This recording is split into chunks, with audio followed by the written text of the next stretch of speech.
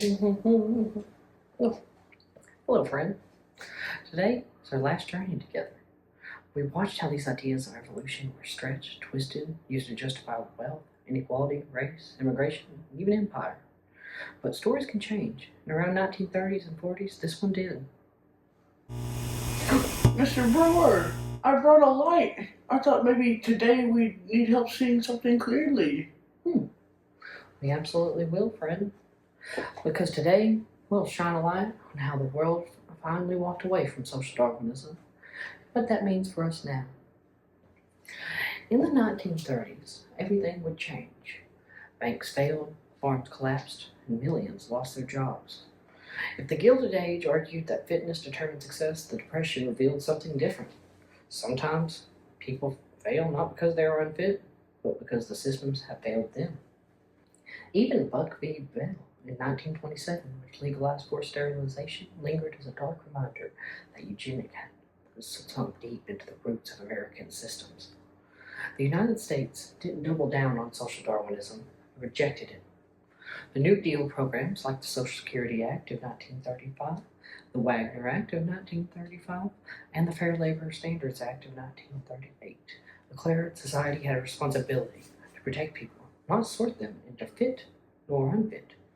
Programs like the WPA, FERA, and the TVA made it clear economic hardship is not a biological factor, it is a social problem. The New Deal replaced every person for themselves with a shared responsibility.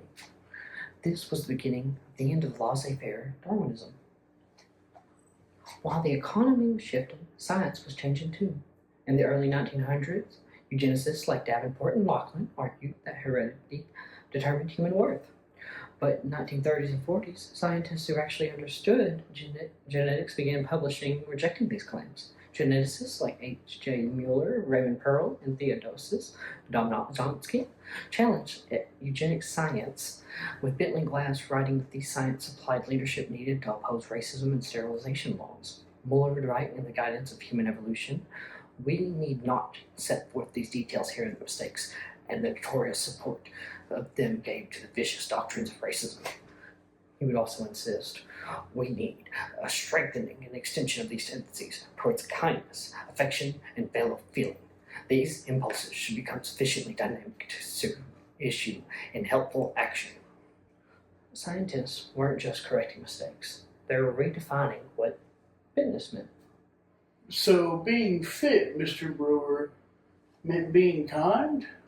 In Muller's eyes, yes. Compassion was a trait that helped humanity survive.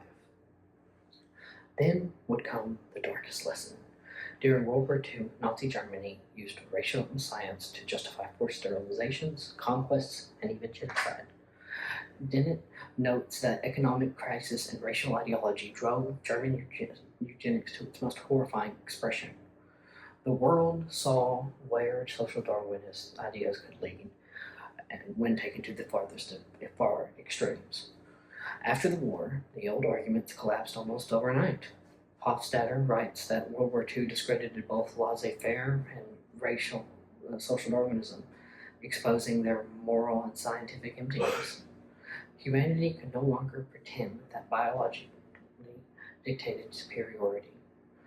In 1950, the world came together to write something extraordinary. The UNESCO Statement on Race. It declared, "People of the world today appear to possess equal biological potentialities for attaining any level of civilization." It insisted, race has no biological hierarchy. Culture shapes achievement and not genes.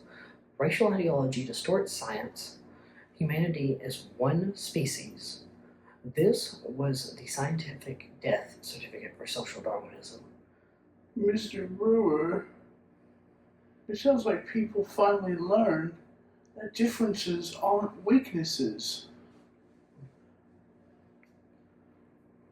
That's right, friend. It took long and cost was terrible, but science and society finally agreed.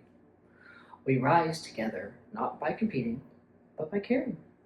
Even though the old theories ended, their shadows remain. Today, we hear similar stories in new forms. Economic inequality as hard work versus laziness, genetic determinism revived on online subcultures, nations described as competing organisms, AI systems that accidentally reproduce old prejudices, debates about who deserves these opportunities. These aren't new stories. They're echoes of the one we've been exploring. But now we have the tools, scientific, ethical, and historical, to recognize and challenge them. I want to take you somewhere so we can break down this lesson together in private.